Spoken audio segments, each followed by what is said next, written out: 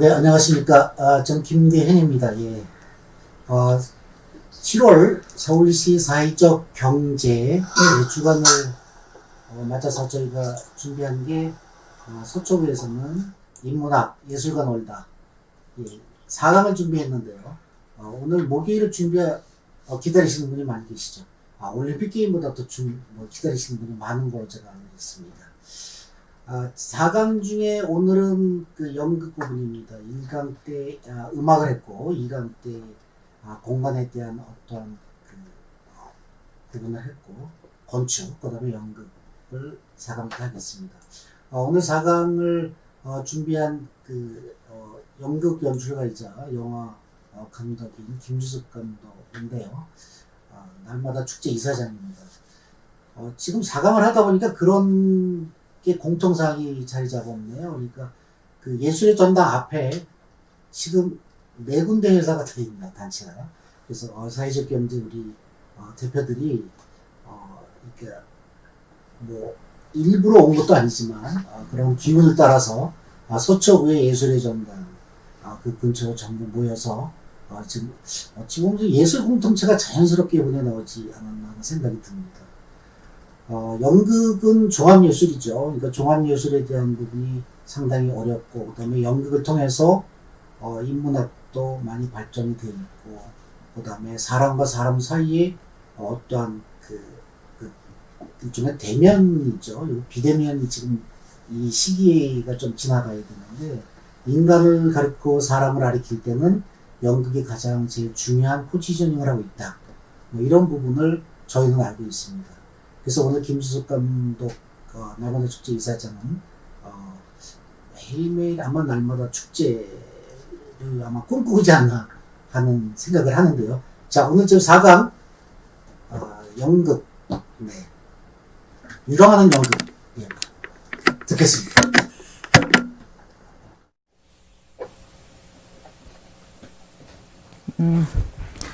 안녕하세요.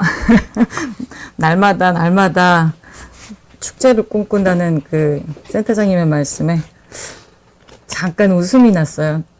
사는 걸 그렇게 살고 있는가, 약간 그런 생각이 좀 들면서, 처음에 그 2021년 그 서리풀 사회적 경제 아카데미 인문학 예술가 놀다라는 이 강의 의뢰를 받았을 때, 제가 처음에 이 타이틀을 보고서 좀 여러 가지 생각이 들더라고요.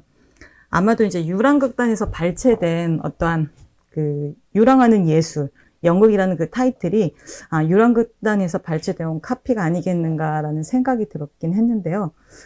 저는 오히려 아직도 우리 연극이 대중 속에 뿌리 내리지 못하고 유랑하고 있는 것은 아닌가 하는 생각이 들어서 약간 그런 반사적인 생각이 들더라고요. 아마 무의식의 발로로 표현된 문구 같은데, 그래서 조금 마음 한켠이 조금 아리기도 하고 아프기도 했습니다. 그러다가 이제 또 다른 한켠으로 드는 생각이, 유랑하기에 자유로울 수 있고 규정하지 않는 것이기 때문에 일 수 있는 거 아니겠는가. 그러니까 본디 예술이라는 게 시대에 따라 각기 다른 그릇에 담겨지는 어떤 유연함이 생명인데, 아직까지 우리 그러니까 연극이 그런 식으로 그런 유연한 생명을 갖고 있는 게 아니겠는가라는 그런 반대급 부정의 생각이 들면서 좀 마음이 편안해졌습니다. 그 연극이 지닌 본연의 모습이 어디까지인지 잘 모르겠습니다. 그러니까 1시간 반이라는 시간이 결코, 어찌 보면 길 수도 있는데 어찌 보면 굉장히 짧은 시간이기 때문에 제가 이 시간 안에 최대한 여러분들에게 연극이 무엇인지 잠시나마 이해할 수 있는 그런 시간을 드릴 수 있기를 바라면서 강의를 시작해 보도록 하겠습니다. 우선 날마다 축제 협동조합에 대해서 먼저 소개를 해드려야 될 것 같아요. 저희 날마다 축제 협동조합은 작가, 화가, 연출가, 교사, 사회운동가들이 모여서 시작된 협동조합입니다. 권력화되고 양극화된 예술 문화를 나눔의 문화, 그리고 공유의 문화로 환원하고자 시작이 되었는데요.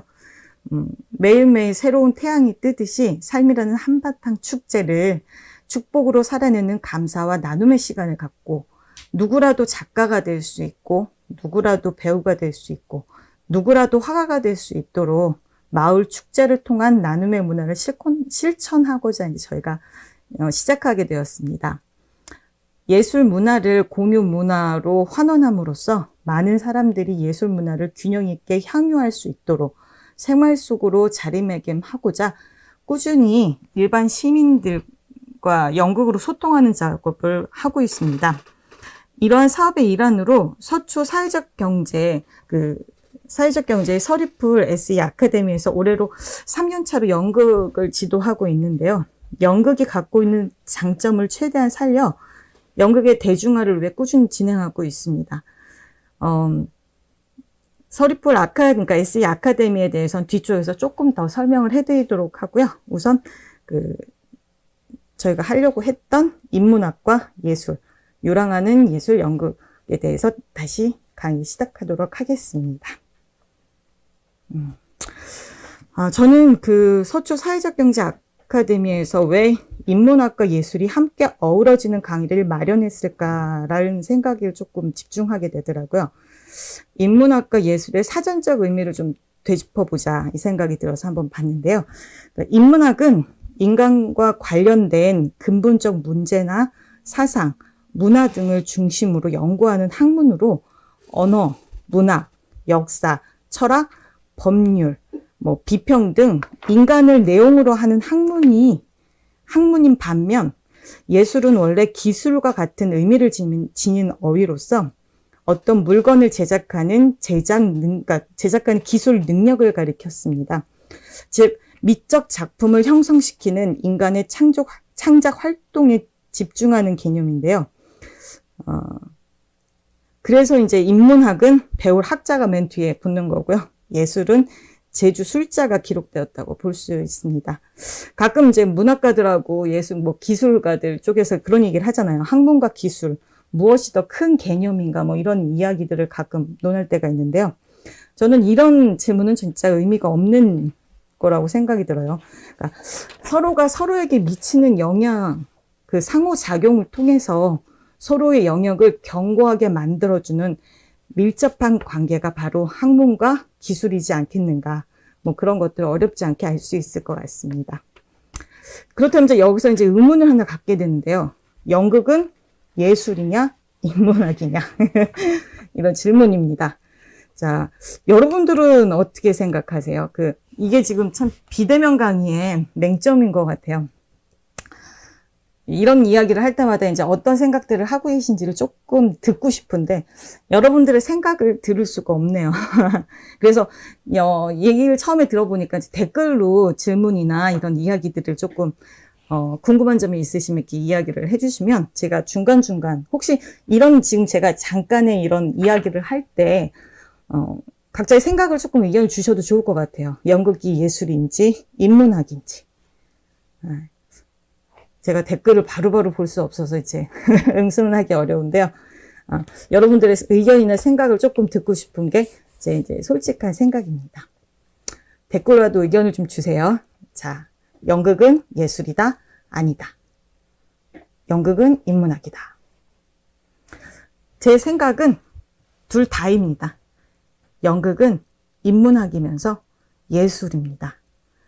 인간을 그러니까 인간을 내용으로 하는 학문이 인문학이라고 말씀드렸듯이 연극은 희곡이라는 문학을 통해 언어를 사용하여 역사, 사회, 철학을 담습니다.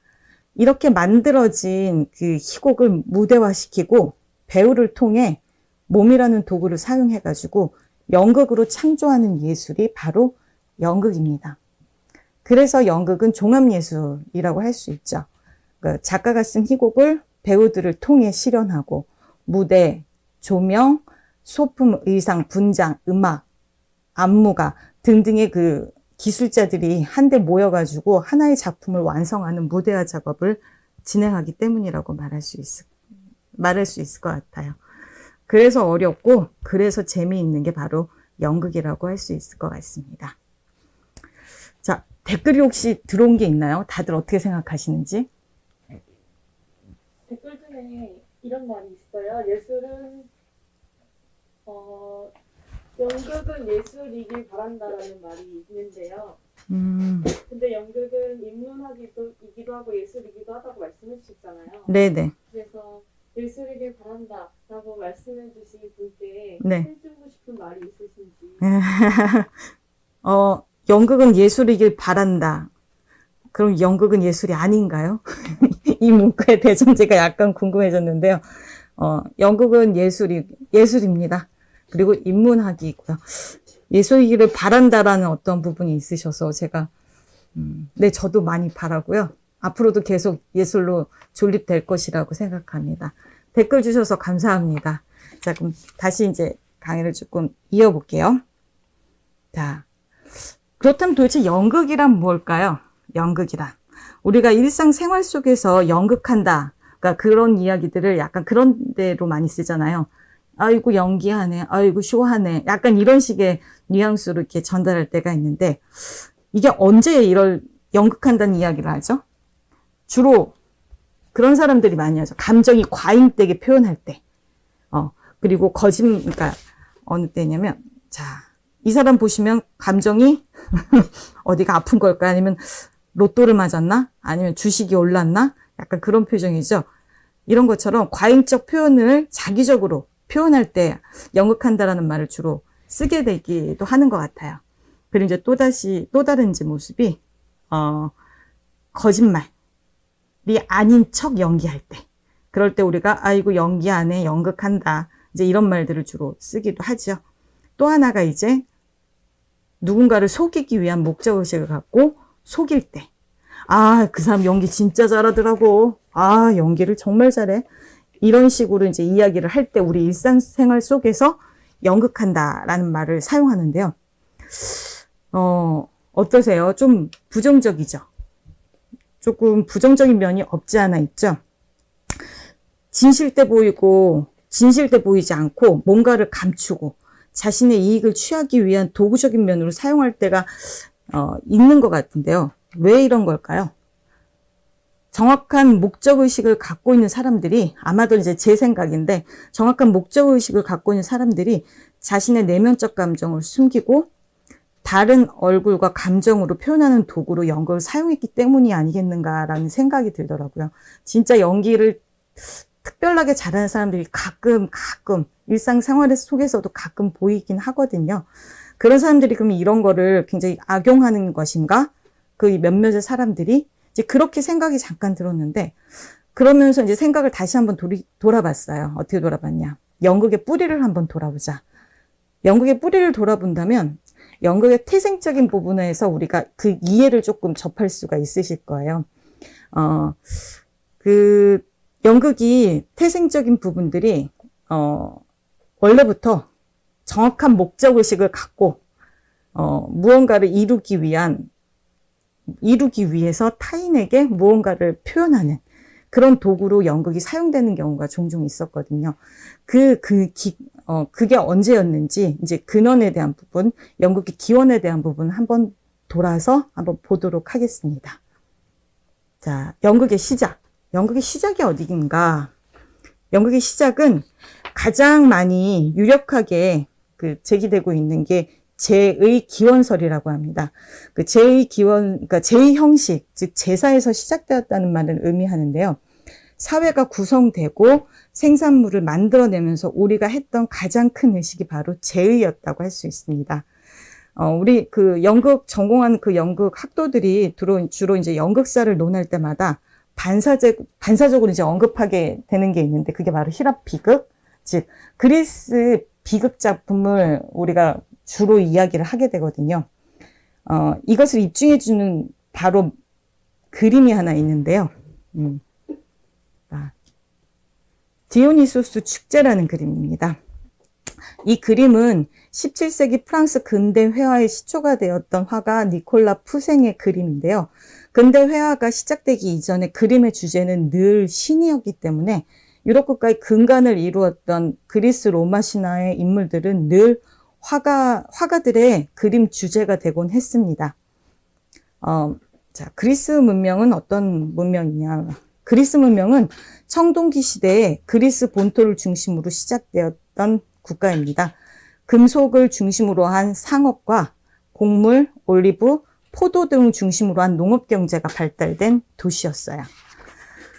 고대 그리스에서는 기원전 13세기경 소아시아로부터 전해진 것으로 알려진 디오니소스 종교가 존재했었습니다. 이 디오니소스 종교는 신도 이외에는 비밀에 붙여졌던 굉장히 극단적인 종교 의식과 비이성적인 행위를 했었다고 하더라고요. 기록에 그런 식으로 나와 있는데 기원전 7, 8세기 무렵부터 디오니소스 축제로 공식화되면서 조금씩 순화되었습니다. 광란의 노래와 춤 대신 합창과 무용 경연 대회, 그리고 그 이후로는 소박한 예식이나 연극, 가장 행렬 등이 포함된 전국 각지의 축제로 이제 발전돼 가지고요. 매년 3월 말부터 4월 초까지 정기적으로 개최되었다고 합니다. 그 아이스킬로스라는 극작가, 그러니까 유명한 힐랍 시대의 유명한 극작가 3명이 있는데요. 아이스킬로스하고 소포클레스, 그리고 에우리피데스라는 이 굉장히 유명한 작가 3명의 그 비극 작가가 있는데, 이 비극 시인들 역시 기원전 5세기경 그 디오니소스 축제가 최절정기에 맞았던 이 축제 속 비극 경연 대회의 출신이라고 합니다. 그러니까 이것처럼 종교의식, 그러니까 디오니소스는 철저하게 종교의식에서부터 이제 시작이 되었다는 걸 이야기를 하는데요. 잠깐 여기서 이제 궁금해지는 게 있으실 거예요. 도대체 어떤 종교였길래 극단적인 종교의식과 비이성적인 행위를 했었는가? 그래서 그거를 방지코저 축제로 진화되었는가라는 아마 생각이 드실 것 같아요. 그래서 디오니소스 종교에 대해서 조금 알아봤더니요. 디오니소스 종교의식은 그러니까 일종의 숭배의식의 일환이었던 면이 없잖아 있었다고 합니다. 그래서 비밀 야간 집회에 가히 광란의 축제라고 할 수 있는 행사가 진행이 되었는데 주로 여성들로 이루어진 신도들, 아마 추측하건대 그때 당시는 이제 모계 사회였지 않았을까. 저희 상고사들을 이렇게 돌아보면 그런 어떤 부분들이 기록들이 좀씩 남아 있으니까 아마도 그때는 그래서 이 신도들이 주로 여성일 수밖에 없었다는 이야기가 그런 것 같아요. 그래서 그 여성 신도들이 가면을 쓰고 정신없이 술에 취한 상태에서 제물로 바쳐진 짐승 또는 어린 아이를 산채로 뜯어먹고 그 피를 마셨다고 합니다. 이는 생명의 신 디오니소스의 살과 피를 먹는다는 상징적인 행위로 일종의 신과의 합일, 즉 무한한 생명의 힘을 이어받는다는 뜻으로 표현되었다고 합니다. 자연의 생명이란 피고지는 어떠한 순환의 반복이고 영원히 지속되는 것이기 때문에 이런 행위가 그렇게 이상한 행위가 아니라 지극히 당연한 행위다라는 이야기로 이제 많이 통용됐던 것 같더라고요. 그래서 이러한 원형의 모습을 조금이나마 담을 수 있는 영화가 불현듯 생각이 나더라고요. 여러분들이 이 영화를 보면 도대체 그러니까 정확하게 디오니소스는 아니에요. 이 영화는 멕시코 마야, 즉 아즈텍 문명에 대한 이야기인데 어떤 식으로 신에게 그 신을 존중하고 존경하는 어떤 축제 의식이 어떤 식으로 진행되는지를 간략하게 이제 보여주는 어떤 하나의 부분이 있어가지고 여러분들하고 한번 보려고 제가 갖고 왔어요. 이걸 보시면 디오니소스 축제를 왜 축제로 만들 수밖에 없었는지 그런 것들을 만들면서까지 이거를 계속 지속적으로 가려고 했던 그들의 취지가 무엇인지를 조금 알 수 있지 않을까라는 생각이 듭니다. 그러니까 우리 지금의 정서로 이 문화 프레임을 이 영화를 보시면 굉장히 야만적이고 문명이라는 말을 붙일 수 있을까라는 생각이 좀 잠깐 드실 건데요. 그만큼 조금 잔인한 부분이 없잖아 있습니다. 그런 거 좀 생각을 하시고 한 번만 보시고 나서 다시 와서 이야기를 해볼게요. 잠시만요.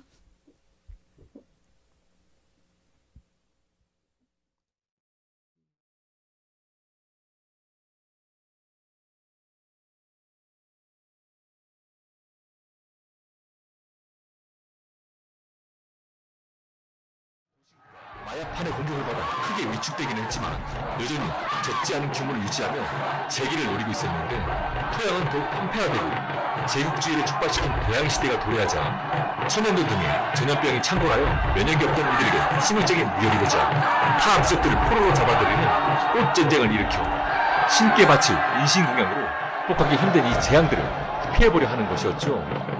엘 카스티오라 불리는 약 30m 높이의 피라미드 재단 꼭대기에서 포로들의 배를 갈라 심장을 꺼내고 목을 쳐서 시체를 피라미드 밑으로 떨구며 신에게 보살핌을 바라는 행위였는데, 이는 다양한 인신공양 중 하나였고, 처녀의 가죽을 벗기고 뒤집어 쓴 뒤 춤을 추거나 화살바지로 채용한 뒤 흥건한 피로 땅을 적시며 제사를 지내는 등 마야 문명의 인신공양의 섬뜩함 정도는 멕시코 지역에서 발현한 아즈텍 제국에 그것에 뒤지지 않을 수준이었습니다. 환각에 취해 있는 군주를 대신해 제사장과 귀족회의가 인신공양을 진행하는데,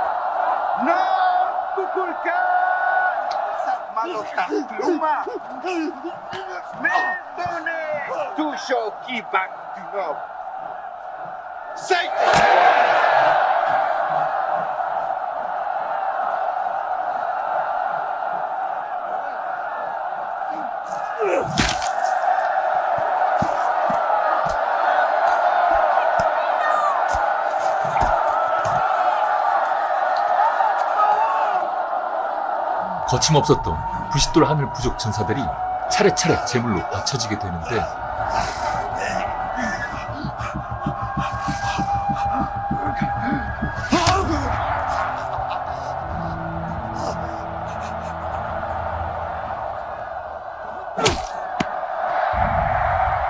이젠 표범발 차례가 옵니다.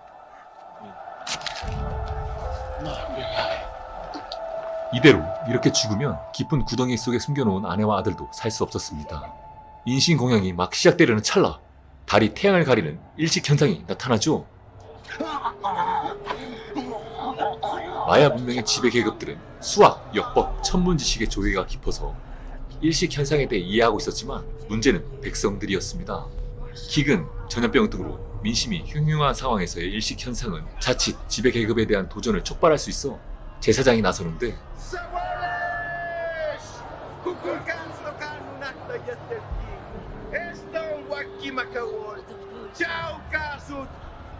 뱀신 쿠쿨칸이 인신공양에 만족하여 다시 태양을 돌려줬다고 설명하자 백성들이 환호하고 다시금 지배 계급의 통치 권한의 정당성이 공고해지는 순간입니다. 처형되기 직전 회원발의 인신공양이 극적으로 취소되기는 했으나, 이들이 포로들을 살려주길 바란다는 건 어불성설이었습니다. 사령관 거대한 늑대는 포로들을 공놀이장으로, 여기까지 보겠습니다. 잔인하셨죠? 아, 잠시만요. 아이고.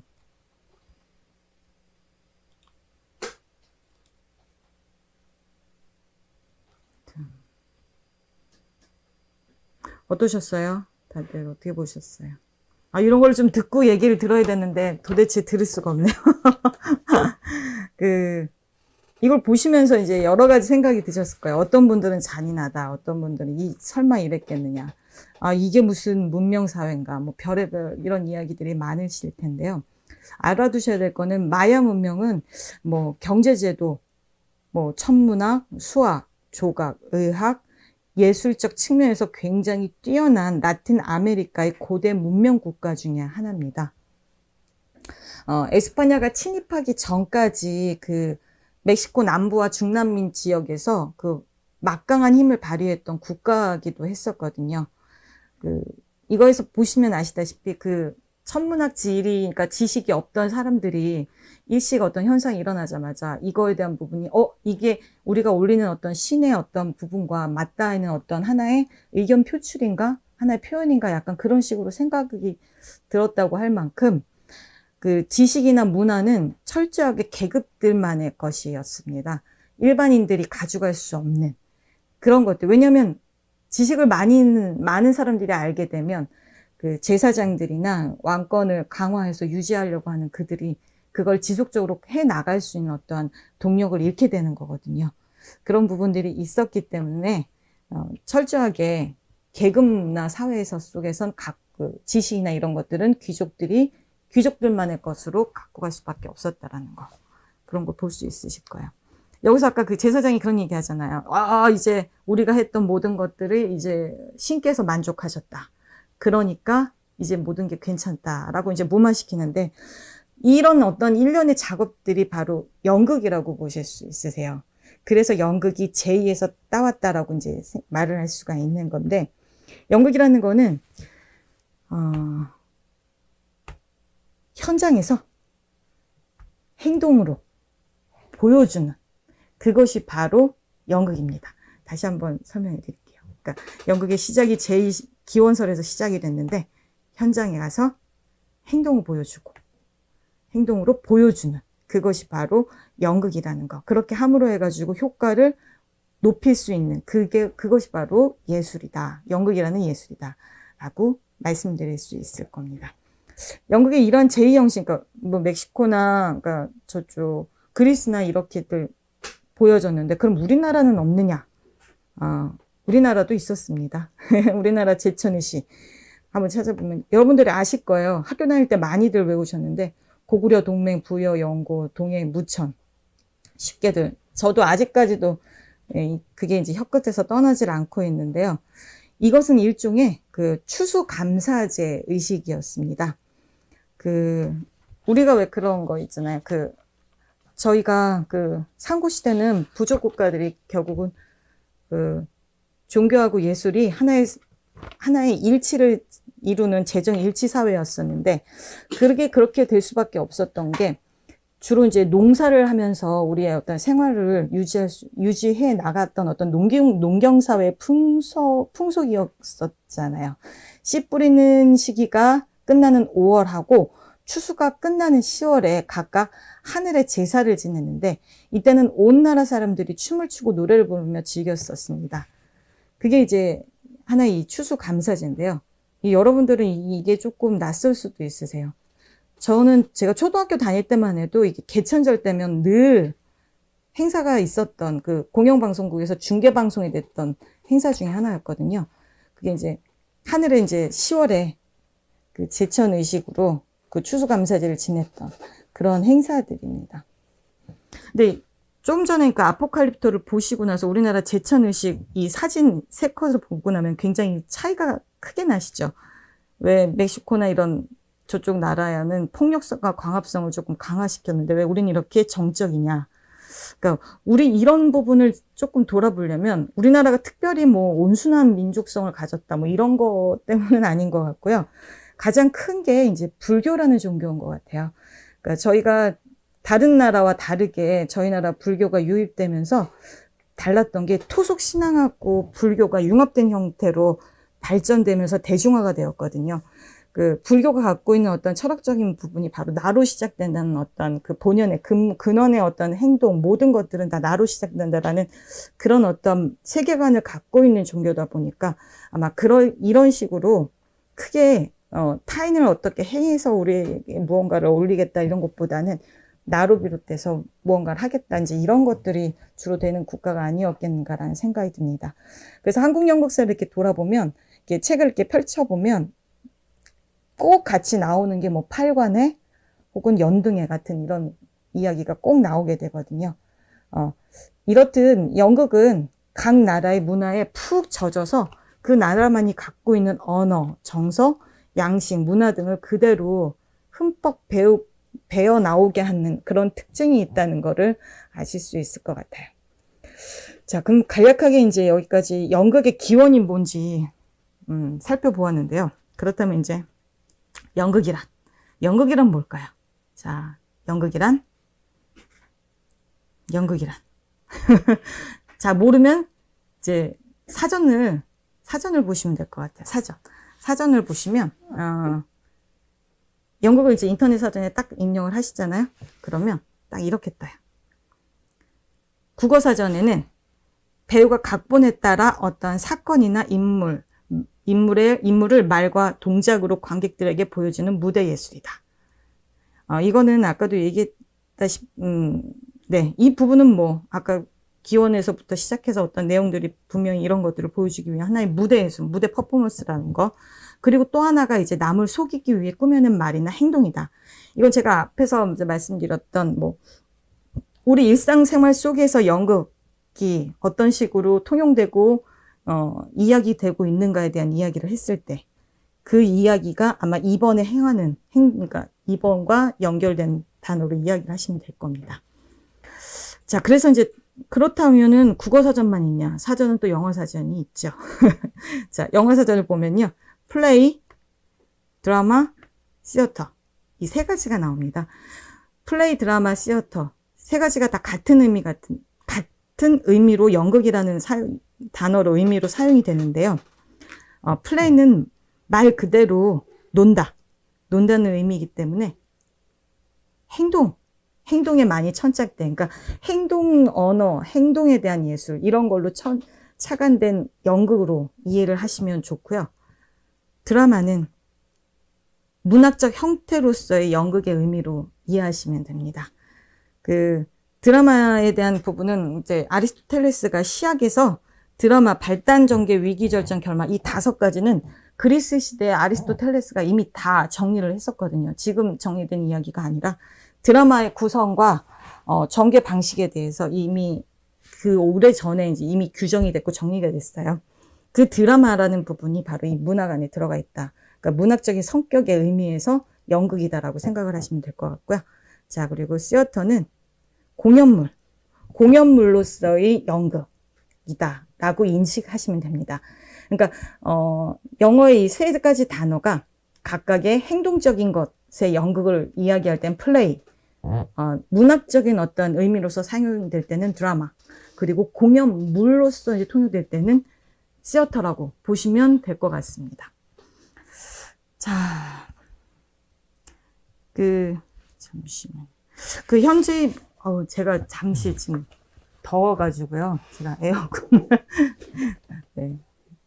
자, 현재의 연극의 모습이나 목적성은 분명히 이제 고대 사회나 혹은 히랍 비극 시대와는 확실히 다른 어떤 부분의 모습을 갖고 있습니다. 근데 희한한 거는 이제 2000년 이상의 시간이 흐르는 동안 그 숱한 문명 사회를 거치면서도 역사와 사회의 변천 속에서도 연극이 살아남을 수 있었던 것은 무엇이겠는가? 그것은 바로 인간사의 모습을 그대로 담아내는 것이 바로 연극이기 때문입니다. 특히나 연극은 시대상을 잘 발현한 수밖에 없게 되는 거는 문학과 예술, 그러니까 문학으로만 끝이는 것이 아니라 배우의 배우를 통해서 행동으로 보여주고 그 모든 프로세스를 하나의 공연물로 만들기 때문에 시대적 흐름과 조율에 빠르게 수용할 수밖에 없다는 어떤 그런 장점이 생명력을 지금까지도 유지하게 되는 하나의 큰 힘이 되지 않았나 싶거든요. 근데 이제 현대 연극의 모습은 그럼 언제부터 시작이 됐는가? 자, 이런 이야기를 딱 할 때마다 가장 먼저 떠오르는 인물이 하나 있습니다. 전 세계를 통틀어서 그러니까 모르는 사람, 아무도가 아니지. 전 세계를 통틀어서 누구도 셰익스피어를 모르는 사람은 거의 없을 거예요. 전공한 사람들 뿐만 아니라 일반인들조차도 셰익스피어를 모르는 사람은 거의 없을 만큼 전 지구적인 극작가가 아닌가라는 생각이 드는데요. 이 셰익스피어의 이 초상화는 가장 보편적인 초상화예요. 찬도스 초상화로 알려진 존 테일러의 작품인데 1600년에서 1610년경에 그려진 그림이라고 합니다. 이 초상화만이 굉장히 많이 그 셰익스피어의 초상화가 돌아다니고 있는데 이 초상화만이 셰익스피어가 유일하게 살아있을 때 그렸을 것으로 추정되는 작품이라고 하거든요. 그 18세기의 골동품 연구가 조지 버츠에 의하면 이 작품은 한때 셰익스피어의 대자 윌리엄 데버넌트의 소유였다고 합니다. 초상화의 어떤 그림적인 예술적 가치보다는 역사적인 가치에 주목해야 했기 때문에 1856년 영국이 국립초상화 미술관을 설립했을 때 가장 먼저 입수한 작품이 바로 이 작품이라고 합니다. 근데 그럴 수밖에 없는 게 영국 같은 경우는 이 셰익스피어를 통해서 걷어들이는 수익, 그 문화적 어떤 이익이 어마어마한 부분이기 때문에 아마 셰익스피어를 절대 홀대할 수가 없을 거라고 보여집니다. 물론 아직까지는 이제 섹스피어에 대해서는 미스테리한 부분이 굉장히 많습니다. 왜냐하면 섹스피어가 태어난 그 상황이, 그러니까 섹스피어가 그 장갑 제조공의, 그러니까 장갑 제조공의 아들로 태어났거든요. 굉장히 부유하게는 살았으나, 대학이나 이런 교육을 정확하게 밟은 어떤 부분은 아니었어요. 그러다 보니까 이렇게 통찰력이 큰 작품을 이런 사람이 과연 쓸 수 있느냐? 이런 거에 대한 의문이 계속 제기됐다고 하거든요. 그래서 이제 섹스피어의 어떤 상황, 그러니까 태어난 때 일대기를 간략하게 한번 제가 정리를 해봤는데요. 1964년에 영국 중부 스태트포드 업온 에이번이라는 그 지방의 부유한 상인의 아들로 태어났습니다. 아까 얘기했다시피 장갑 제조공이에요. 그리고 이제 결혼을 하고 이제 아이를 낳고 이제 살다가 1587년부터 1588년 런던으로 이주를 합니다. 이때 당시가 그 르네상스, 영국의 가장 큰 르네상스 시대였기 때문에 모든 젊은이들이 도시로 한번 들어가 보자라는 어떤 열망과 욕구가 굉장히 강했을 거예요. 그렇게 이제 진행됐었고요. 그러다가 이제 1590년경쯤 배우 겸 극작가로 활동했다는 이제 기록이 시작이 됩니다. 본격적으로 이제 배우 겸 극작가로 활동했던 거는 1594년부터 1614년 은퇴할 때까지인데요. 상설 극장인 글로브 극장과 블랙 프라이어즈 극장의 공동 소유주가 됩니다. 그리고 이 극장 두 개를 운영하면서 글을 어마어마하게 많이 썼는데요. 1년에 한 2편 정도를 쓰게 된 거죠. 그래서 한 37편이 지금 현재 남아 있습니다. 근데 이제 섹스피어가 이 37편의 희곡 때문에 이렇게 유명해졌느냐? 그거는 아닌데, 그 뒤는 이제 정확하게 다시 이제 뒤에서 말씀을 드릴게요. 1613년 이제, 그리고 나서 이제 굉장히 돈도 많이 벌고 유명세로 이제 갖춘 만큼 갖춘 다음에 1613년 은퇴를 해서 다시 고향으로 귀향을 하고, 그리고 나서 3년 뒤에 사망을 하게 됩니다. 뭐, 그의 작품처럼 이렇게 극적인 어떤 부분은 없었고요. 그냥 조용히 한 3년 뒤에 그냥 런던 여행 다니고 와서 그 어떤 피로도가 높아져서 그냥 그렇게 해서 사망을 했다는 어떤 그런 기록이 남아 있기는 합니다. 근데 이렇게 섹스피어가 지금까지도 유명한 이유가 무엇이냐. 참, 이런 거에 대해서 조금 돌아보려고 하는데요. 이 극장이 지금 글로브 극장이에요. 그때 당시부터 지금까지 있었던 건 아니고요. 이거는 잠시만요. 어이구야. 네. 1613년에, 그, 섹스피어가 은퇴를 했던 이유가 바로 글로브 극장이 전소가 됩니다. 전소가 되면서 이제 극장도 이렇게 됐으니 이제 그만해야겠다. 이제 이런 생각이 들었던 것 같아요. 그래서 고향으로 내려가게 됐는데요. 이거는 1999년에, 다시 복원을 하게 됩니다. 영국에서 복원을 하고, 이 내부 같은 경우는 기존에 있는 설계도를 고스란히 담아가지고 설계를 한 이 내부도예요. 왜 이렇게 섹스피어가 지금까지도 이렇게 유명할 수 있느냐. 그때가 이제 어떤 영국의 그러니까 지금 현대 영국의 시작이었다고 볼 수 있는데요. 그때 당시로는 주로 어떤 식의 연극이 진행이 됐었냐면 3.1치 법칙이라고 그래가지고 행위가 통일돼야 되고 시간이 통일돼야 되고 장소가 통일돼야 된다는 어떠한 3.1치법이 있었습니다. 신고전주의로 해가지고 그러니까 줄거리 극의 내용이 일관되게 단순한 것이어야 한다는 행동의 통일이 필요했고요. 그 줄거리가 지속되는 시간이 1일 24시간 이내여야 한다는 시간의 통일이 필요했었습니다. 그리고 그 줄거리가 전개되는 장소나 극이 전개되는 그 모든 공간이 동일한 장소여야 한다는 장소의 통일, 이 세 가지의 어떤 법칙이 있었는데 섹스피어의 극은 이 세 가지의 어떤 신고전주의 법칙을 다 깨부수거든요. 그의 작품은 한 장소에서 다른 장소로 자꾸 이동을 하고 짧은 장면하고 긴 장면이 계속 뒤섞여 있으면서 햄릿이나 이제 맥베스 같은 무거운 작품 속에서도 뭐 무덤지기나 만취한 문지기 같은 그런 장면들이 희극적 요소들을 계속 그 극 속 안에 이제 뿌리 있게 담아 놓거든요. 이제 그런 것들 때문에 섹스피어가 그때 당시엔 대중작가로 취급은 되고 대중작가로만 치부가 됐지 어떤 극작에 대한 극작가다라고 굉장히 존엄을 받지는 못했다고 이야기를 하더라고요. 그건 이제 그때 당시만 해도 굉장히 많은 극작가들이 있었고, 교육을 많이 받은 극작가들도 많이 있었는데, 굳이 많은 교육을 받지 않은 지방 출신의 셰익스피어가 이렇게 주목이 되니까 아마 시샘어린 어떤 부분도 없잖아 있지 않았을까라는 생각이 듭니다. 근데 그가 위대한 부분이 이제 몇 가지가 이제 있는데, 이제 그 셰익스피어를 하면 절대 잊혀지지 않는, 그러니까 떨어질 수 없는 게 바로 글로브 극장입니다. 셰익스피어는 우선은 그 세네카식 극작수를 따랐고요. 그러니까 세네카식 극작수, 이거 제가 이거 설명하면서도 이거 다 설명하면 이거 이해를 하실까라는 생각이 들기도 했었는데요. 세네카라는 극작가가 이제 그러니까 로마 시대 극작가가 하나 있었어요.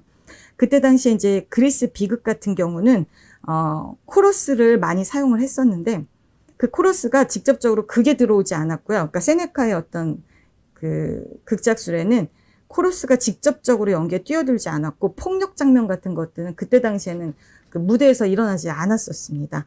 근데 그거를 셰익스피어 같은 경우는 무대 위에서 상연을 하게끔, 그래서 늘 그러니까 무대 밖에서 처리되는 뭐 살인, 칼싸움, 자살 뭐 이런 끔찍한 장면들이 세네카는 무대 안에서 연출되게끔 만들었었고요. 그리고 독백하고 방백, 뭐 햄릿이나 맥베스나 뭐 모든 작품들에서 가장 그 셰익스피어 가장 주요한 작품들의 가장 크게 작용하는 게 바로 독백하고 방백들인데, 그건 이제 추후에 저희가 영상을 하나 보여드릴 거예요. 어떤 힘으로 독백을 만들고 있는지에 대한 부분들. 그러니까 이런 것들이 세네카의 어떤 극작술의 한 일환이기도 합니다. 그리고 이제 그 세네카가 고안한 5개의 에피소드들이 있는데요. 그 5개들의 에피소드를 코러스 중간중간에 끼워 넣는, 그래가지고 오막 구조의 효시가 되게끔 만들었던 것들이 바로 세네카의 극작술인데, 이것을 고스란히 담은 극작가가 바로 셰익스피어였습니다. 그 전까지는 전혀 누구도 세네카의 극작술을 이렇게 따르진 않았었거든요. 그렇게 이제 세네카의 극작술을 이루었던 그 극장이 바로 이 글로브 극장인데요. 에피소드식으로 플롯을 구성을 했고요. 사진을 보시는 거와 마찬가지로 돌출 무대입니다. 이게 중세시대 공연장의 대표적 양식이기도 한데요. 제가 봤을 때 이제 이런 무대이기 때문에 아마도 셰익스피어가 세네카식 극작술을 도입하지 않았을까라는 생각이 들거든요. 우선 집중도가 있고요. 그 관객들하고 직접적으로 내가 방백과 독백을 했을 때 관객들이 굉장히 집중적으로 이 공간, 인물들에게 보여질 수 있는 부분. 그러다 보니 너무 지루하고 재미없으면 안 되겠다. 그래서 중간중간에 희극적인 요소들, 이런 것들을 배치한 어떤 극작술이 아무래도 셰익스피어가 세네카의 극작술을 따를 수밖에 없는 어떤 한 공간이 되지 않았겠는가, 그 생각이 들었습니다. 그리고 셰익스피어의 가장 큰 장점이 이제 매력적인 운문시극과 영국 역사, 로마사, 로마 연극, 이탈리아 문학 등을 차용해온 이야기인데요. 그러니까 낯선 이야기가 아니라 어디서 본 적이 있는, 들어본 적이 있는 듯한 그런 이야기들을 희곡으로 만들어서 연극화시켰는데요.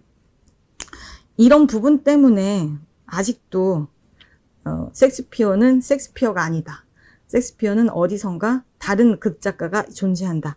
라는 이야기들이 돌고 있는 부분이기도 합니다. 그리고 5번째가 바로 주주 형태 운영 방식입니다. 글로브 극장이 주주 형태, 그러니까 글로브 극장뿐만 아니라 이제 극단, 그가 속해 있었던 극단이 바로 챔벌린경 극단의 특징 중에 하나였는데요. 주주 형식으로 이제 해가지고 서로 이익도 나누고 지출도 함께 나누는 그런 형식으로 운영되어 왔었습니다.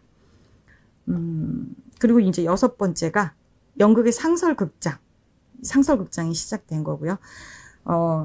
지금 처음에 말씀드렸다시피 글로브 극장하고 극장을 2개를 갖고 있었다고 말씀을 드렸잖아요. 그 블랙 프라이어 극장. 그러니까 블랙 프라이어 극장은 실내 극장이어가지고 그 겨울이면은 블랙 프라이어 극장에 가서 공연을 했고, 이 야외 극장에서는 뭐 따뜻하거나 이제 뭐 크게 눈 같은 게 오지 않는 그런 봄, 여름, 가을 요때는 이 글로브 극장에서 공연을 했기 때문에 1년 사시사철 공연을 했었던 연극 상설 극장으로 활용이 될 수 있었던 부분이기도 하다고 봅니다. 이때 당시 이제 뭐 입장료를 다 받았었는데요. 물론 이제 좌석이 있는 사람, 중간에 서 있는 좌석도 있죠. 이게 그라운드링이라고 그래가지고 입석 입장권인데 이 금액이 그때 당시 노동자들의 일주일 급료의 12분의 1 정도의 비용으로 판매를 했었다 그러더라고요. 그렇기 때문에 누구나 편하게 와서 술도 먹고 뭐 음료도 마시면서 연극을 볼 수 있었던 그런 어떤 문화가 이때부터 이미 형성이 되었던 부분이라고 볼 수 있습니다. 뭐 이렇게 연극 상설 극장이 생기다 보니까 당연히 전업 배우, 직업 배우가 생겨나게 됐고요. 그렇게 되다 보니 연극의 대중화가 현실화됐던 어떤 지금 현대 연극과 가장 근접되어 있는 연극의 형태가 만들어졌던 게 바로 이 시대에 만들어졌다고 보실 수 있을 것 같습니다. 이 글로브 극장은요, 1599년에 개관을 해서 엘리자베스 시대에 런던에서 가장 크고 인기 있는 극장이었습니다. 윌리엄 셰익스피어의 연극을 보기 위해서 관객들이 전국에서 몰려들었는데 관중을 최대 3,000명까지 수용할 수 있었고요. 이 지금 포스터 보시죠. 이 햄릿, 오셀로, 리어왕, 맥베스 이 유명한 이 작품들이 바로 이 극장에서 초연되었던 작품들이라고 합니다. 그러다가 1614년 제가 자꾸 1900이라네. 1613년 헨리 8세를 공연하던 도중에 화재가 났었어요. 그러니까 대포를 쏘는 바람에 그게 이제 지붕으로 올라가가지고 이제 화재가 전소됐는데 이 극장이 다 전소되면서 이제 셰익스피어가 은퇴를 해야겠다라는 어떤 계기점을 마련하게 되었고요. 바로 건립이 되었지만 1642년 청교도들의 어떤 극장들을 폐쇄하고 해체하면서 그 이후에는 전혀 이제 극장이 존립되지 않았다가 1997년이구나. 1997년에 현재의 모습, 아까 처음에 보여드렸던 그 현재의 글로브 극장의 모습으로 복원된 바 있습니다. 그래서 이제 지금도 제가 지금 한 몇 년 전에 이제 런던에 가봤었는데 그 국립극장이 템즈강변에 이제 있어요. 템즈강변에 굉장히 고즈넉한 어떤 분위기로 쫙 놓여 있고 거기서 한 10분, 15분 정도 템즈강을 따라 걸어 내려가면 바로 글로브 극장이 보이더라고요. 그러니까 그들이 얼마만큼 연극을 사랑하고 있는지가 그냥 그런 데서 그냥 자연스럽게 그 분위기 속에서 느껴지는 어떤 부분이 있었습니다. 1997년부터 이제 이 글로브 극장은 지금 현재 운영이 되고 있었고요. 거기서도 그때 봤었는데 전 세계인들을 대상으로 워크숍이 이루어지고 있더라고요. 그리고 끊임없이 셰익스피어 작품이 공연되면서 그러니까 전 세계 관객들을 불러 모으는 어떤 그런 하나의 그 중심점이 되고 있는 극장 중에 하나라고 볼 수 있습니다. 자, 이쯤에서 제가 이제 영상을 하나 볼까 합니다. 자, 셰익스피어 작품이겠죠. 지금 분위기가 셰익스피어로 넘어왔으니까요. 잠시만요. 제가 영상을 하나 연결을 해드릴게요.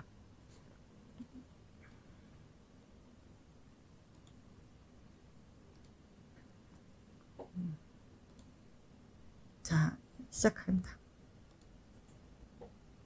Marcius! Coriolanus! Methinks I see him stamp thus, call thus. Come on, you cowards! You were got in fear, though you were born in Rome. Now! Put your shields before your hearts! And fight with hearts more proof than shields! Advance, my fellows!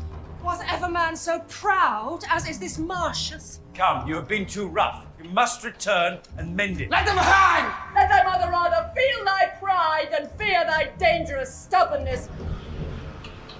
You common cry of curs! Whose breath I hate, as reek of the rotten fens, whose loves I prize as the dead carcasses of unburied men that do corrupt my air. I banish you! 네, 여기까지입니다.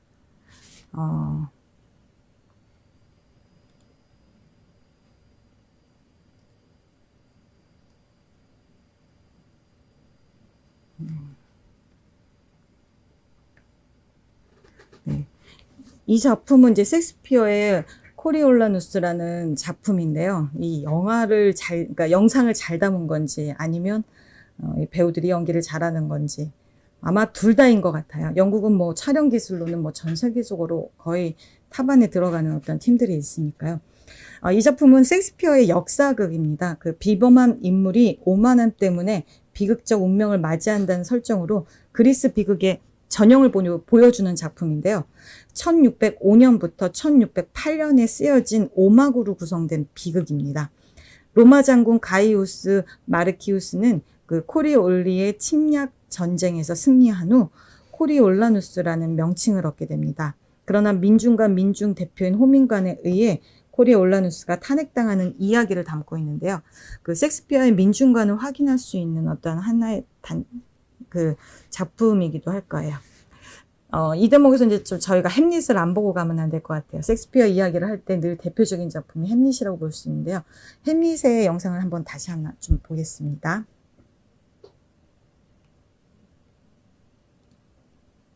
Oh, what a rogue and peasant slave am I!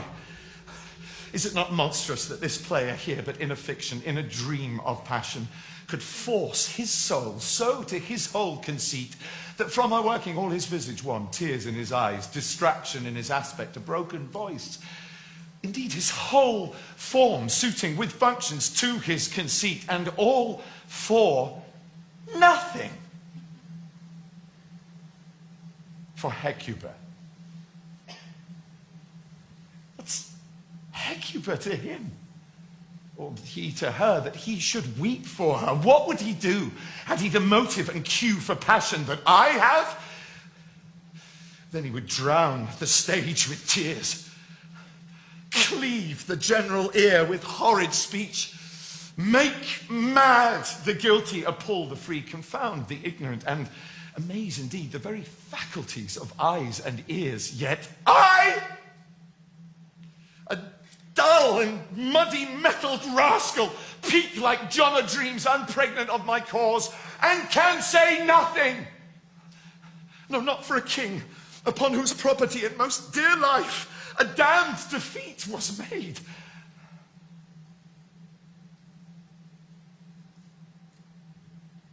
Am I a coward?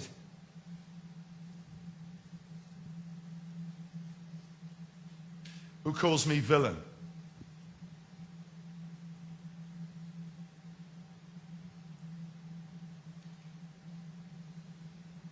Why, I should take it.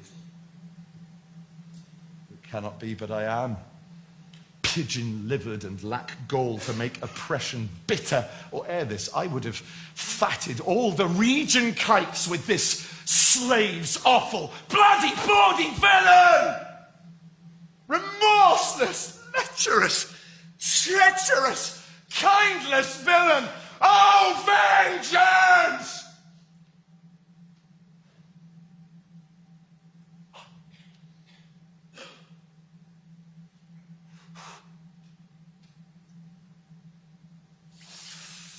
What an ass am I?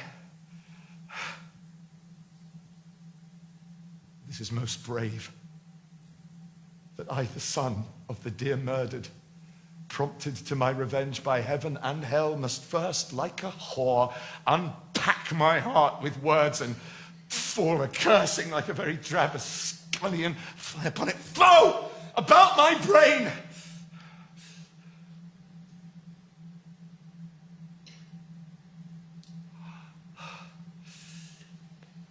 I've heard it said that guilty creatures sitting at a play have, by the very cunning of the scene, been struck so to the soul that presently they have proclaimed their malefactions. I'll have these players play something like the murder of my father before mine uncle. I'll observe his looks. I'll tempt him to the quick, and if he do but blench, I know my course.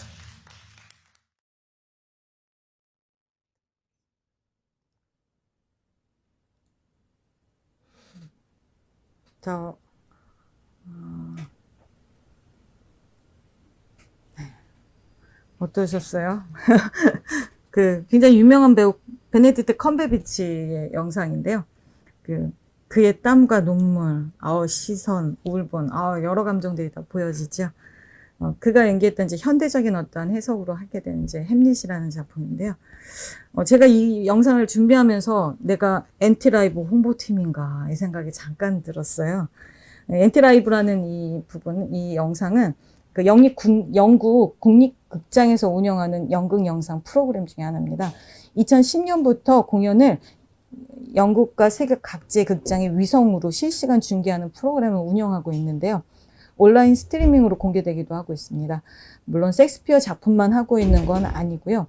그 유명한 극작가들의 작품들을 무대에 올려 영상으로 제작해가지고 전 세계에 배포하고 있는 그런 하나의 어떤 프로그램이기도 합니다. 이걸 이제 보면서 이제 제가 드는 생각은, 저도 이제 이 코리 올라누스하고 햄릿의 이 유명한 배우들, 전 세계적으로 유명한 배우들이 이 엔티라이브에 출연을 하게 되는 이 작품들을 여러 접하게 됐었는데요. 이것이 이제 영국의 어떤 변화 징후가 나타나는 게 아닌가. 이게 이미 지금 2010년도부터 시작이 돼서 지금까지 지속되고 있고 있는 프로그램 중에 하나인데요. 지금 저희 같은 경우는 이제 코로나가 터지면서 지금은 뭐 극장의 영상화를 지금 국가나 이제 이런 어떤 환경적인 부분들이 주도해서 진행이 되게끔 이제 만들고 있는데, 이런 어떤 조류들이 과연 득인지 독인지 아직은 잘 모르겠습니다. 처음엔 독이라고만 생각을 했었는데 그렇게만 볼 수 있는가에 대한 어떤 의문이 들긴 하더라고요. 그 영화의 플랫폼이 점점 이제 바뀌고 있잖아요. 극장에서 스크린으로. 그러니까 극장의 스크린에서 TV 모니터, 이걸로 지금 변화되고 있는데, 이런 변화의 조류를 과연 우리가 막을 수 있을까? 하지만 이제 영국이 갖고 있는 수천 년 동안 이어왔던 그 강점, 바로 라이브, 현장성이 있는데, 그래도 영화, TV하고는 좀 다르지 않겠는가라는 생각은 하게 되지만, 그래도 절대 그냥 치부시킬 수 없는 어떤 하나의 조류로 느껴지기도 하고, 위기의식도 느껴지는 부분이 되기도 하고 있습니다. 우리는 어쩌면 이제 이런 어떤 변화에 조금 맞춰야 되지 않겠는가라는 생각도 드는데, 셰익스피어가 그때 당시 기존의 어떤 연극의 양태를 벗어난 파격을 보였기 때문에 셰익스피어가 몇백 년이, 400년이 지난 지금까지도 셰익스피어가 회자되고 있는 것은 아닌지 한번 생각해 볼 필요가 있지 않을까라는 생각이 드는데요. 이제 현실적인 어떤 부분, 이제 영국 런던에 갔다가 이제는 다시 서울 서초구로 돌아오면, 네. 서울 서초구에서 지금 제가 3년째 SE 아카데미를 지금 진행하고 있습니다. 2019년은 저희 청소년들을 대상으로 청소년들의 문제를 청소년들이 직접 고민해서 담아내는 어떤 창작품, 불확실해도 괜찮은 작품을 올렸었는데요. 점점 심화되는 경쟁과 불투명한 미래, 그리고 꿈이 뭔지 스스로 잘 모르는 그런 아이들이 점점점 이제 다가오는 어떠한 성인의 어떠한 라인에 들어갔을 때 내가 과연 뭘 할 수 있을까에 대한 불안함이 굉장히 크더라고요. 그 아이들이 부모님 혹은 사회 혹은 선생님 아니면 그 자기랑 똑같이 아파하는 그런 동년배 친구들에게 불확실해도 괜찮아라는 어떤 위로의 작품, 위로를 할 수 있는, 건넬 수 있는 그런 작품으로 만들어졌습니다. 그리고 작년 2020년 같은 경우는 일반 그 시민들을 대상으로 했는데, 연령대가 그때는 그래도 제일 많으셨던 분이 중년이셨던 것 같아요. 40대. 그 분들이 이제 모여가지고 사람과 사람과의 관계 속에 존재해야 하는 어떤 소통이 부재되고 있다라는 그런 이야기를 담고 있는 작품으로 작년에 공연을 올렸었습니다. 사람 중심의 세상에서 서로 알아야 서로를 이해할 수 있는 것이 당연지사임에도 불구하고 우리는 서로 과연 타인에 대해 얼마나 알고 있는가를 좀 화두로 던질 수 있는 그런 작품으로요. 우리가 함께 사는 어떤 공동체 의식을 가졌을 때 어떤 생각을 갖고 있는가에 대한 걸 조금 회귀할 수 있는 그런 작품입니다. 그리고 지금 2021년 지금 현재 하고 있는 지금 한 2회차, 3회차 정도 진행될 예정인데요. 지금은 연령대가 2019년에는 청소년, 2020년에는 중년, 2021년에는 시니어 분들이 꽤 많이 함께 해주세요. 그러면서 제가 이제 많이 느끼는 건, 역시 나이는 숫자에 불과하구나라는 걸 새삼 많이 느끼는 만큼, 이번에는 그 20대부터 60대, 70대 선생님들까지 다 같이 모여서 지금 연습을 진행하고 있고요. 저희 아마 똑같이 서리풀 SE 예술제 때 아마 무대에 올라갈 것 같거든요. 지금 코로나 때문에 공연이 얼마큼 올려질지는 잘 모르겠어요. 비대면으로 해야 된다, 스트리밍으로 해야 된다, 이런 얘기가 있는데, 참, 연극의 날 것이나 현장성에 대한 부분이 과연 어느 정도까지 허용될 수 있을지, 그 한계를 우리가 얼마만큼 극복할 수 있는지가 이제 올해의 어떤 큰 숙제가 될 것 같습니다. 자, 이렇게 해가지고 제가 간략하게 1시간 반 동안 달려왔는데요. 1시간 반 동안 여러분들한테 연극에 대한 이야기를 하고자 굉장히 많이 노력을 했는데 어떻게 잘 전달이 됐는지 모르겠습니다. 영상도 보여드리고 조금 더 재미나게 이야기를 할 수 있는데 제가 이 카메라 앞에 서가지고 이렇게 아무도 제 얘기에 누군가가 듣고는 있는지 그러니까 듣고 있고 그분들이 어떤 생각을 갖고 있는지 이런 이야기들이 좀 쌍방통행이 됐으면 좀 더 재미난 강의를 진행할 수 있었을 텐데 너무나 일방적으로 이야기를 하는 어떤 자리여서 제가 더 재미나게 할 수 없었던 거를 조금 양해해 주시고요. 혹시 저희는 이제 댓글 문화가 꽤 많이 발달했잖아요. 댓글로 질문 같은 거를 좀 해주시면 제가 배정된 시간 안에서 열심히 한번 설명해 보도록 해볼게요. 혹시 질문 같은 게 있으신가요? 네. 영화 처음 틀어주신 영화 그때 나온 질문인데 그 신에게 재물을 바치는 행위 그런 부분이 그 신들과 연극의 시작인 건가요? 라는 질문이 들어왔습니다. 그 신에게 바치는 재물을 바치는 행위가 아니다. 아니요. 신에게 재물을 바치는 행위만이 아니고요. 그 바치는 행위부터 그 바치는 행위를 해야 하는 제사장의 어떠한 액션, 그거에 대한 당위성, 그리고 그걸 보여주면서 어떠한 우리가 하는 행위가 신들에게 다 연극이라고 보시면 될 거예요. 제가 처음에 들어갈 때 그 영화의 어떤 하이라이트 부분을 편집한 작품을 제가 이제 보여드렸던 건데 그 들어가는 장면부터가 다 연극이라고 보시면 될 거예요. 그래서 우리가 그런 얘기 한다 그랬잖아요. 일상생활 속에서 연극이란 무엇이냐라고 이야기를 할 때 행동을 하고 보여주는 그런 것들이 바로 연극이라고 보시면 좋을 것 같습니다. 딱 이해가 되셨는지 모르겠네요. 잘 이해됐습니다. 그리고 저희가 연극이 대중에게 다가가는 새로운 활동이 어떤 것들이 있을까요? 대표적인 국외 국내 활동이 있다면 소개해 주세요. 다시 한 번만 죄송합니다. 네. 연극이 대중에게 다가가는 새로운 활동이 어떤 것이 있을까요? 대표적인 국외 국내 활동이 있다면 소개해 주세요. 제가 로컬이라서요. 제가 로컬 작가고 로컬 연출이다 보니까 국외까지는 갑자기 말씀드리기 조금 애매할 것 같고요. 국내 활동은 크게 말씀드리기보다는 조금 작게 이제 말씀드리면 저희 협동조합이 하고 있는 거, 지금 서초 SE 예술단에서 하고 있는 것들이 바로 그 부분이라고 보시면 될 거예요. 저희 그 단체가 하고 있는 게 일반 시민들, 그러니까 예술인을 위한 예술이 아니라 이 예술의 어떤 향유 문화 대상자들이 일반 시민들이 직접적으로 참여하고 함께 만들어가고 그런 모든 것들을 함께 참여하는 그 부분들이 바로 지금 저희가 하고 있는 사업 중에 하나고 앞으로 이 부분을 조금 더 확장해서 나중에는 아마 그런 시대가 오지 않을까 싶어요. 누가 예술인이고 누가 일반 시민이냐 이런 구분점조차가 없는 그런 시대가 오지 않을까. 영국 같은 경우를 예를 들면요.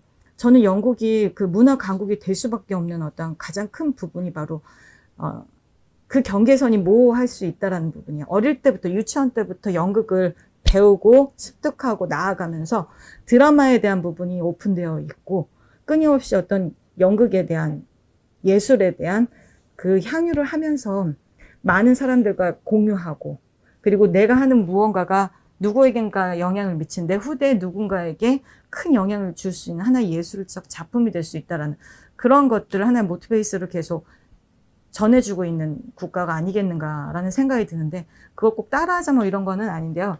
그 나라에서는 이제 셰익스피어라는 그 굉장히 큰 거대한 극작가가 있었고 그리고 그런 극작가가 있게끔 만들었던 그 국가의 어떤 부분도 있었을 거라고 보여집니다. 저희도 굉장히 작은 미랄이지만 지금 시작을 하고 있는 게 아니겠는가라고 생각하거든요. 미비하게 시작하고는 있다고는 보지만 아마 차후에 저희랑 이제 작년에 했었던 부분, 골목에서라는 작품을 했던 이제 팀 분들의 그 뒷이야기를 들어보면 연극을 하고 나서부터 사람들하고의 관계성을 맺는 필요성, 그리고 왜 저 사람이 이 얘기를 했는가에 대해서 한 번씩 더 생각해보는 어떤 계기가 마련됐다라는 이야기들을 들으면서 저희 어떤 이런 작업들이 헛되지 않았구나라는 어떤 그런 보상을 받았던 기억이 나거든요. 그러니까 연극이 갖고 있는 하나의 그런 것들이 지금은 작아 보이고 편협해 보이는 하나의 작은 부분이긴 하지만 우리의 일상생활이나 우리랑 너무 많이 닮아 있는 거기 때문에 분명히 우리한테 큰 어떤 힘과 미래 비전을 제시해 주지 않을까라는 생각을 하고 있습니다. 질문에 정확하게 대답이 됐는지 모르겠습니다. 그럼 연극은 표현하는 예술이면서 속이는 행위인 걸까요? 라는 질문이 들어왔습니다. 다시 한 번만요. 연극은 표현을 하는 예술이면서 속이는 행위인 걸까요? 라는 질문이 있는데 네, 그러니까 속이는 행위. 이거는 바로 목적에 따라 달라질 것 같아요. 표현하는 예술인 건 분명합니다. 내가 지금 아프면 아프다라는 표현을 해야 되고, 내가 즐거우면 즐거운 표현을 해야 되는 어떤 부분은 반드시 보여주는 예술이기는 하는데요. 속이는 예술이라는 것보다는 그 목적성에 따라 차이가 달라질 것 같아요. 상대를 내가 속이겠다라고 하면 속여야 되는 거고요. 진실되게 표현해야 된다면 진실된 표현을 해야 되겠죠. 그래서 그 목적성에 따라 좀 달라질 것 같아요. 그러니까 속인다라는 단어보다는 좀 그런 쪽으로 접근해 주시면 어떨까 하는 생각이 드는데요. 네. 그리고 이제 연극은 라이브 이제 공연이 내려온 거잖아요. 근데 지금 코로나 시국 때문에 이제 라이브 공연이 많이 어려워졌으니까 지금 만약에 셰익스피어가 되셨더라면 어떻게 연극을 진행하셨을까 궁금하다는 질문이 있습니다. 셰익스피어가 있어. 그러니까 이게 지금 제가 이 작업을 하면서 궁금해지기도 하더라고요. 앤디 라이브를 보면서 야 얘네들 이렇게 하면 연극이 살 수 있어? 라는 생각이 들었었는데 한켠으로 저도 이 생각을 했었거든요. 셰익스피어가 있으면 셰익스피어는 어떻게 했을까? 현실을 바꿨을 것 같아요. 그러니까 어떤 무언가를 타파하려고 했겠죠. 그러니까 반대적으로 이 영상을 꼭 가면 안 돼라는 어떤 우직한 하나의 틀로 갈 수도 있고요. 아니면 아예 영상과 조인해서 굉장히 또 다른 어떤 메커니즘을 만들어낼 수 있는 어떤 하나의 이즘을 만들어내는 그런 예술가가 되지 않았을까라는 생각이 잠깐 드네요. 어떤 게 맞을지는 이제 셰익스피어가 부활해서 다시 일로 오면 제가 물어볼 수 있을 것 같은데 그런 부분이 있는 것 같아요. 네. 그럼 마지막 질문이에요. 네네. 셰익스피어 작품 중에 세상은 하나의 무대이고 우리는 그 무대의 주인공이다라는 대사가 생각이 나는데 예술은 이제 어떠한 밸런스인 건지 아니면 누구나 다 할 수 있는 밸런스인 건지 궁금합니다. 연극이요? 네, 연극. 네. 저는 누구나 다 할 수 있다고 생각합니다. 제가 이제 일반 시민들하고 이야기를 할 때도, 우리 안에 그러니까 그 인자가 다 있다고, 연기하는 사람들, 그러니까 저희 배우나 일반 시민들하고도 작업하면서 그런 얘기를 하는데요. 연기를 어렵게 생각하지 마시라고 주로 말씀을 드리고 있어요. 대다수가 왜 연기가 어렵냐면, 무언가를 감추려고 하기 때문에 그러는 거라고 생각이 들어요. 그러니까 진짜 내가 무엇을 원하고 내가 무엇을 하고 싶은지 무슨 이야기를 하고 싶은지 정확한 그 마음과 감정 그리고 그 방법에 대한 것들을 표현해낼 수 있는 거를 찾는다면 자신의 표현법으로 타인의 표현법이 아니라 자신만의 표현법을 찾아내기만 한다면 누구나 다 예술가가 될 수 있고 연극인이 될 수 있다라고 생각합니다. 그 경계선은 정확하게 그어져 있지 않아요. 이제 연기를 하는 게 어려운 게 타인들 앞에서 내가 이걸 해도 될까라는 어떤 위축감, 그 자존감이 떨어지는 어떤 부분 때문에 그런 거지 그런 반대급부적인 걸 찾아낼 수만 있다면 누구나 다 예술가가 될 수 있다라고 생각합니다. 네. 댓글 보시느라 힘드셨네요. 고맙습니다. 네. 저는 준비한 게 여기까지고요. 조금 더 그 다른 자리에 혹시 사석에서 만나뵐 수 있으면 조금 더 재밌는 얘기도 조금 해드릴 수 있는데 너무 딱딱하게 연극을 이야기한 게 아닌가 조금 고민이 되더라고요.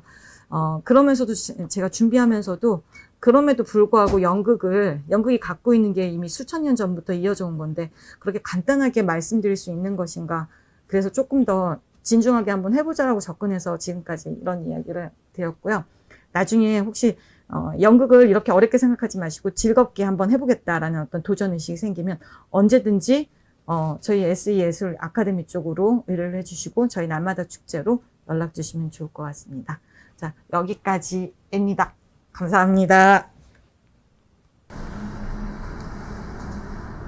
네.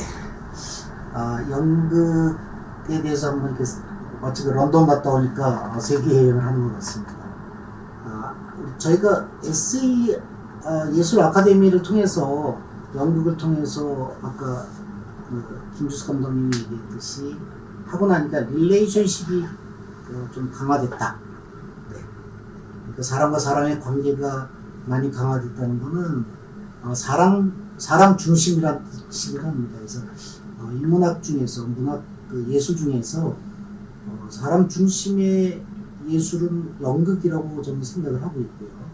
그다음에 다른 장르보다 늘 인간을 얘기하는 그런 부분이 연극으로 보고 있습니다. 사람 중심의 예술, 사람 중심의 경제, 이것도 사회적 경제입니다. 네, 사회적 경제가 왜 인문학 예술과 놀다를 푸는가? 네, 이제 마지막 과제가 끝나서 지금 말씀드리겠습니다만은, 네, 저희가 산업혁명 지난 다음에 예술이라는 단어가 등장을 합니다. 그래서 예술은 일종의 그 창작행위, 크리에이티브한 부분이 발동이 되고, 그 다음에 이제 자본이 붙게 됩니다. 그래서 예술이 점점 자본화되는 부분도 이제 우려는 되지만, 이러한 예술이 경제적인 파급 효과가 큽니다. 그래서 창작적이고, 서초구도 예술의 전당이 있고, 창작적이고, 예술을 하나의 매체로 통해서 서초구가 상당히 사회적 경제도 지금 발전이 되어 있고 다른 문화나 사회진도 발전이 되어 있습니다. 그래서 예술과 놀다에 대한 의미를 저희가 갖고 이번에 사회적 경제 주관을 통해서 저희가 접근을 했습니다. 다음에는 더 좋은 강의로 찾아뵐 생각을 하고 있고요. 예술, 그리고 사회적 경제, 사람 중심, 아까 말씀드렸던 릴레이션십, 이게 네트워크입니다. 연대하고 협동하고 함께하는 사람 사는 세상 만들도록 더욱 노력하겠습니다. 네, 4강 계속 도와주신 여러분께 대단히 감사드립니다. 네, 다음에 또 뵙겠습니다.